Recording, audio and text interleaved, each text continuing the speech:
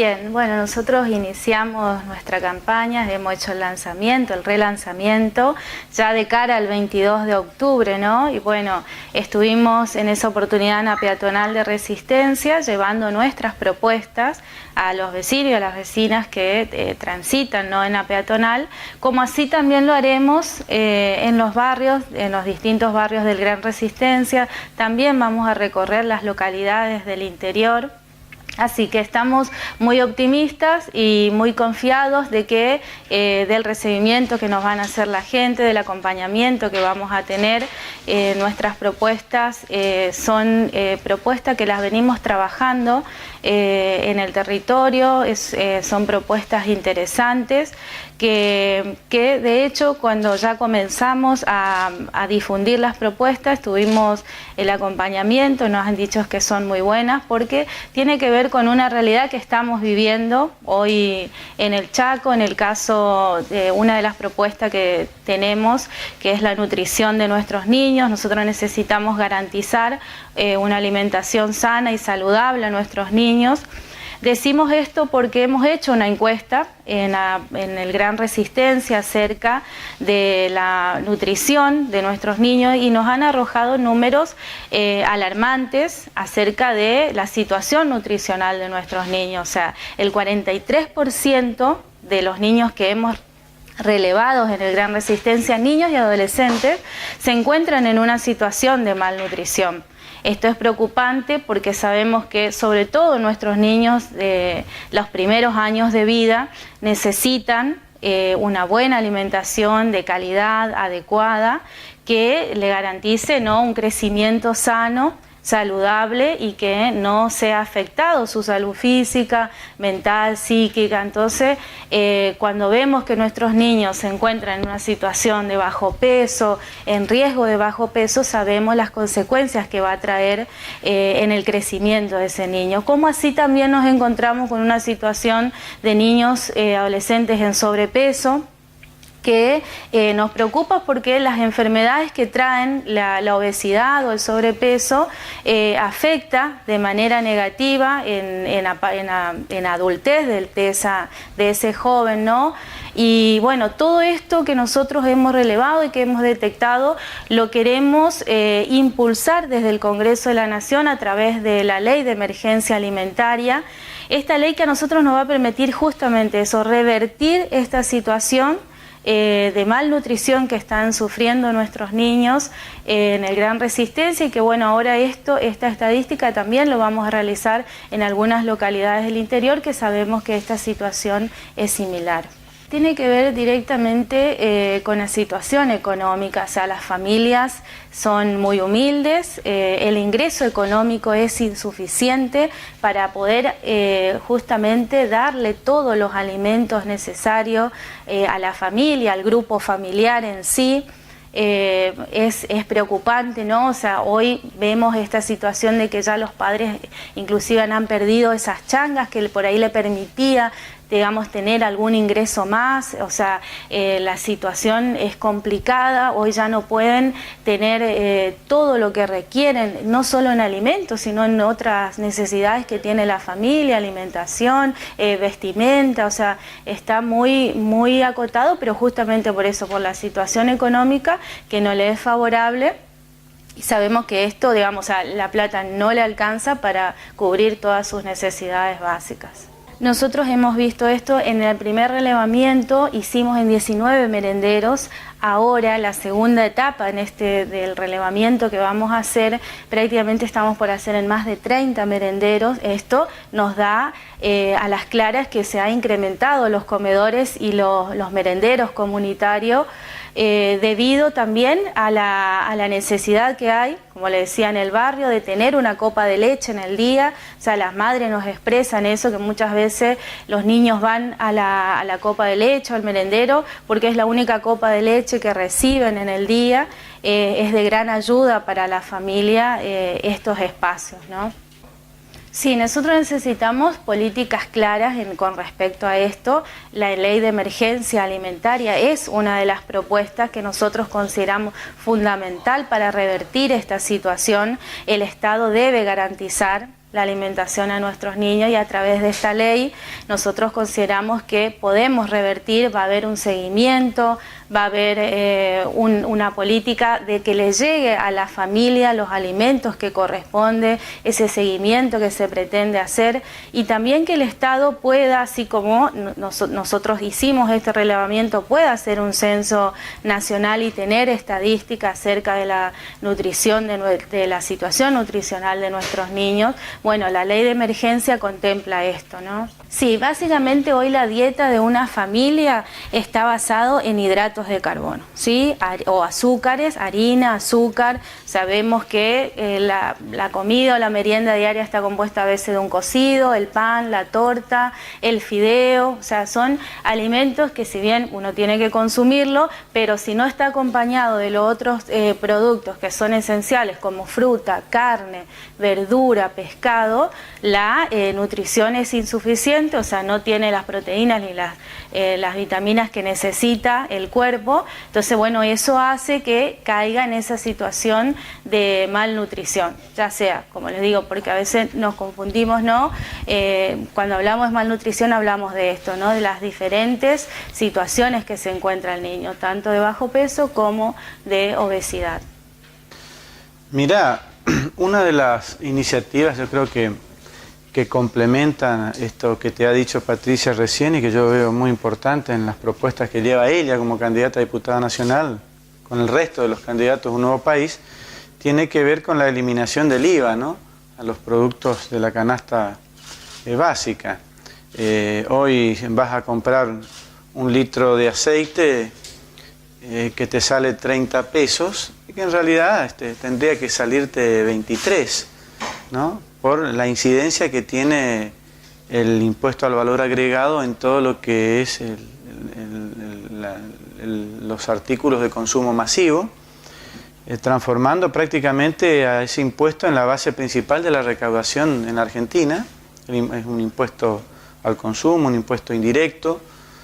Argentina sigue siendo un país donde los pobres sostienen con impuestos al consumo la recaudación del Estado en su gran parte, a diferencia de otros países donde son las clases más pudientes las que llevan adelante ese rol. Entonces, es importante avanzar en esa dirección, ¿no?, complementando otras medidas como la emergencia social y el cumplimiento de la ley de emergencia social, de la que siempre habla también Patricia, que tiene que ver con esto de hacerse cargo de la situación de los desocupados hoy en la Argentina. Y yo creo que en eso está la diferencia. La otra vez yo lo decía en una de mis recorridas en General San Martín, ¿no? Los candidatos de Un Nuevo País en la provincia del Chaco son los únicos que hablan de estas cosas, ¿no? Es decir, yo no escucho ni a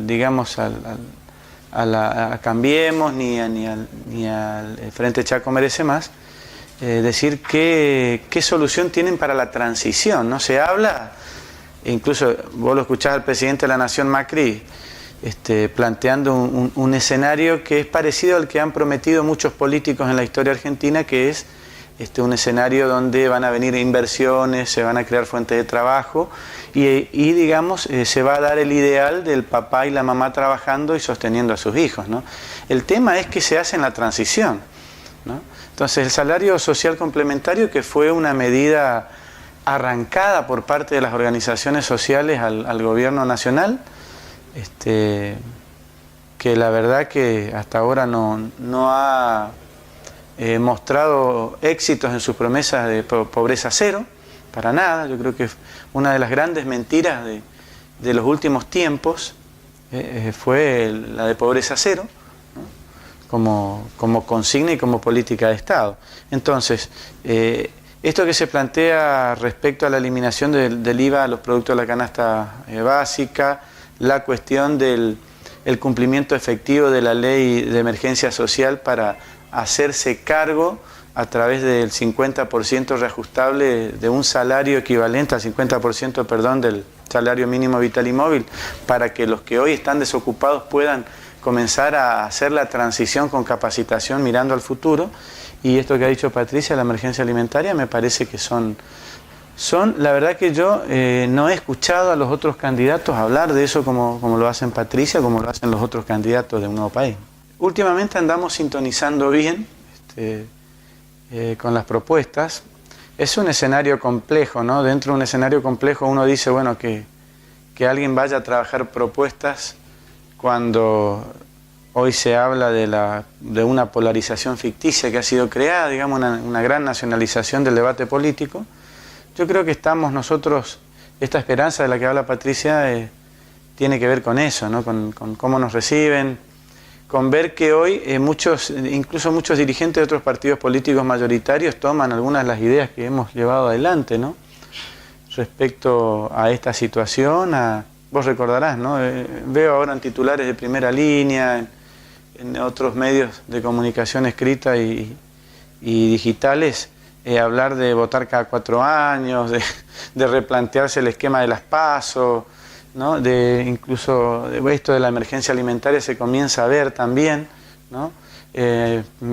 Digamos, debatir la posibilidad o no de una reforma constituyente, y muchas de las ideas que venimos sembrando en los últimos tiempos tienen que ver con eso, ¿no? Con tratar de no quedarnos en este escenario falso que se nos pretende imponer, ¿no? De polarización, y no atacar a nadie, sino decir cómo se pueden hacer las cosas, ¿no? Entonces, vos fijate que así como hemos hecho en la provincial, también se vienen trabajando propuestas concretas a través de un volante muy simple, muy sencillo, recuperando el cara a cara con la gente. Hoy es muy difícil poner la cara, golpear una puerta o las manos y entregar un volante, porque la política, como siempre hemos hablado con vos en los últimos tiempos, está muy desprestigiada. Entonces es importante saber escuchar,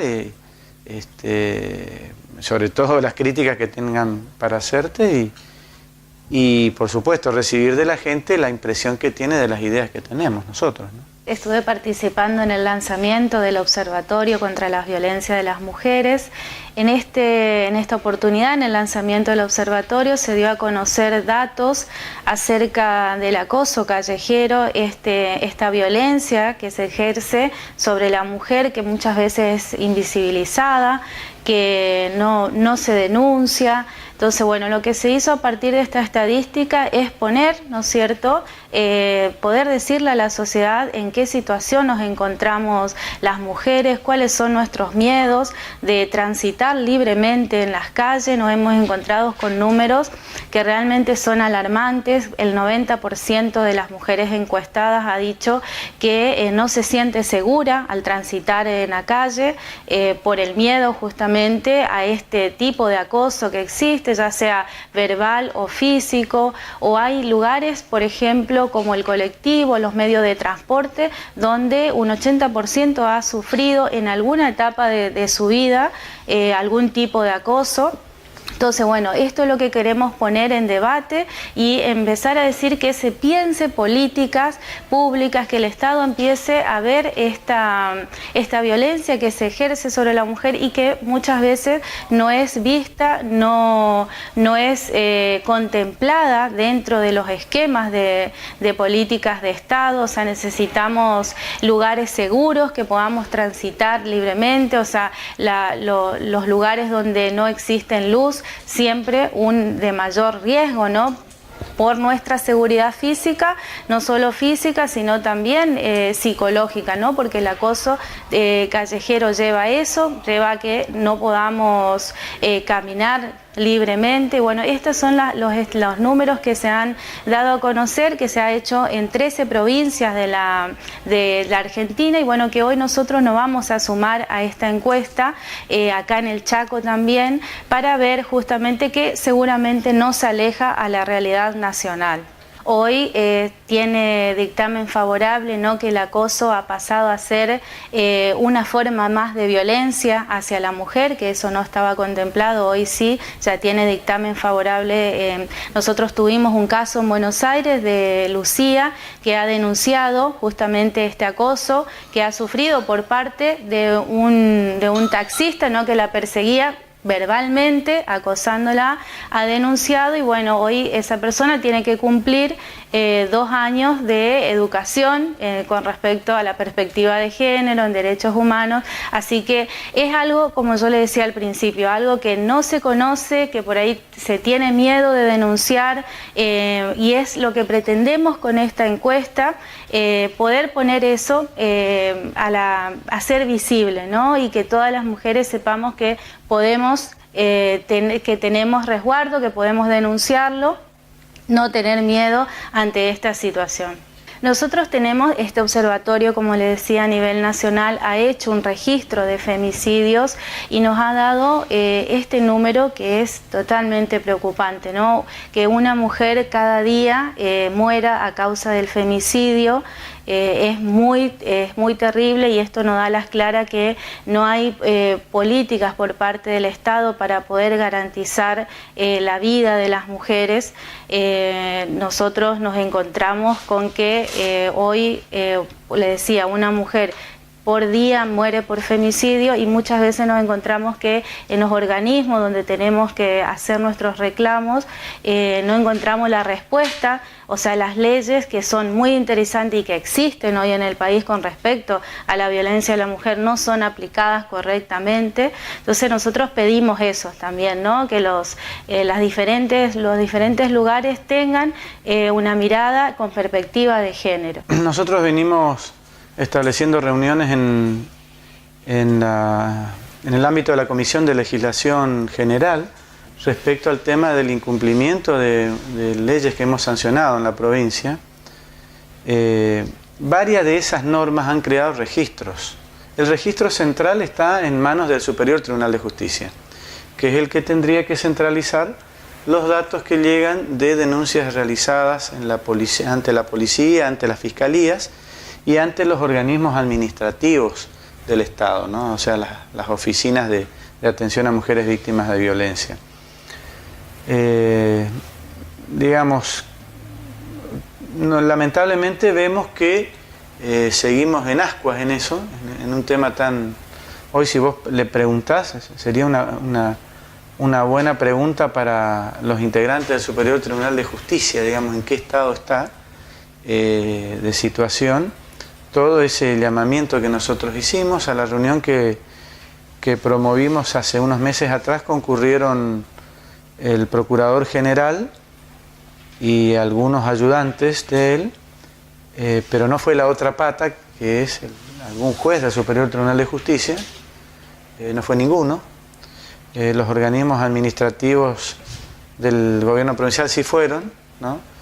Pero seguimos sin tener, yo creo que seguimos sin tener no los datos parciales que están, sino una información estadística seria y digamos, y discriminada por tipos de casos de violencia, con lo cual no solo eso afecta a la información, sino al mismo tiempo afecta el seguimiento de los casos, ¿no? Es decir, una persona que ha sido denunciada 1, 2, 3 veces termina cometiendo un femicidio o lesiones a veces graves calificadas por la condición de mujer de la víctima, precisamente porque esa información no fue procesada en sentido preventivo, lo que decimos siempre, ¿no? Es decir, no fue utilizada, ¿no?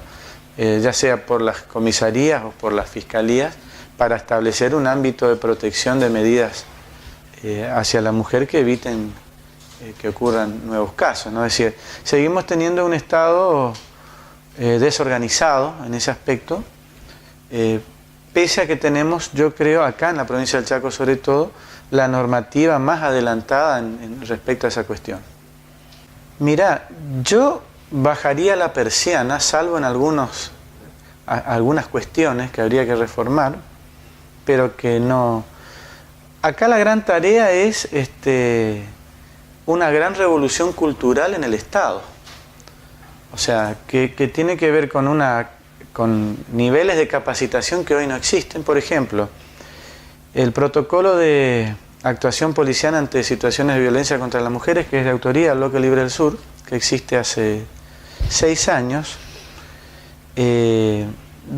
ahora comienzo a ver algún nivel de capacitaciones, pero la verdad que son muy pocas, ¿no?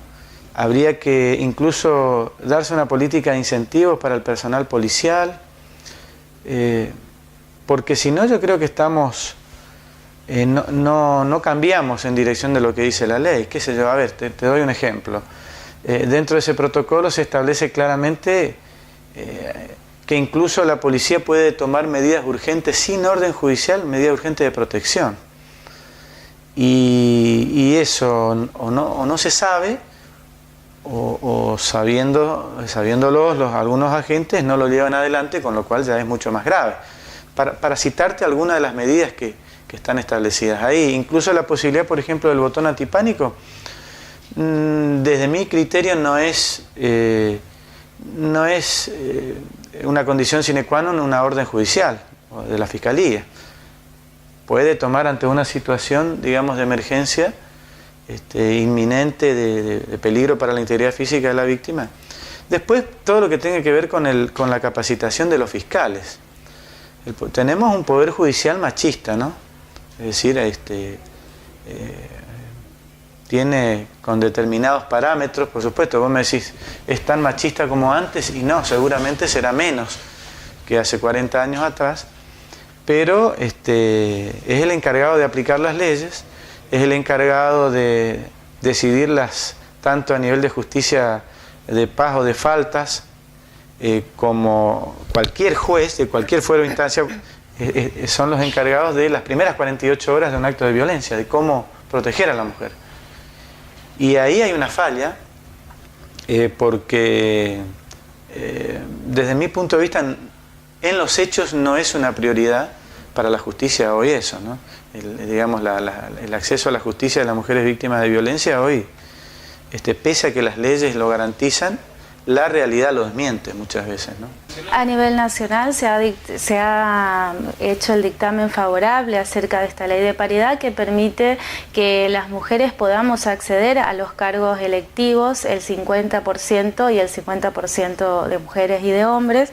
Esperemos que esto impulsar con fuerza para que podamos tener una ley, ¿sí?, que nos permita justamente el acceso, no solo a cargos electivos, también peleamos para que en todos los lugares de representación la mujer pueda tener un papel preponderante, así como lo tienen los hombres, ya sea en cargos directivos, en cargos de supervisiones, o sea, en todos los cargos donde nos permitan también tener poder de decisión, que en muchos de los casos eso no se da, en muchos lugares no tenemos esa posibilidad de acceder, y esta ley lo que nos permite es eso, ¿no? Acceder a poder ocupar cargos que hoy, si bien tenemos el 30% para ocupar, pero es muy favorable que hoy podamos tener esa igualdad de condiciones con los hombres, ¿no? En particular yo estoy probablemente, porque hay que ver si se confirma o no una reunión acá en Resistencia en horas de la tarde, pero estamos viajando a Castelli en el día de mañana. El día sábado en horas de la mañana vamos a hacer una actividad de difusión de la propuesta acá, acompañando nosotros a nuestra candidata a diputada nacional Patricia Lescano, y también al mismo tiempo se va a hacer una actividad similar en la Plaza San Martín en la ciudad de Saespeña con el primer candidato Ricardo Pardo, y ya la semana que viene se profundiza el plan de actividades en todas las localidades donde está Un Nuevo País, tanto en el área metropolitana como en el resto de las localidades de la provincia, en el casa por casa. Es decir, nuestra estrategia es ir a ver al vecino, a la vecina de nuestra provincia, acercarle las ideas y por supuesto acompañando firmemente esta propuesta que es Un Nuevo País, que consideramos que va a tener un acompañamiento. Somos conscientes nosotros de que no es fácil que podamos, Patricia está en un segundo lugar, digamos, ¿no? Podamos lograr el acceso a una banca, pero sí nos interesa sobremanera dejar plantadas ideas, ¿no? Ideas que por supuesto son parte de un proceso del debate necesario en una sociedad tan crispada, tan dividida, ¿no? Están partidas por la mitad, recuperar digamos, la posibilidad de decir, podemos mejorar si hacemos esto, y ir con esas ideas a hablar con la gente, y no, digamos, levantando monstruos para que nadie se asuste: si le votás a este te va a pasar lo otro. Yo creo que tenemos que recuperar una cultura del diálogo, la tranquilidad y, por supuesto, digamos, de la propuesta, de la propuesta como salida a las graves falencias o deficiencias que hoy tenemos como sociedad.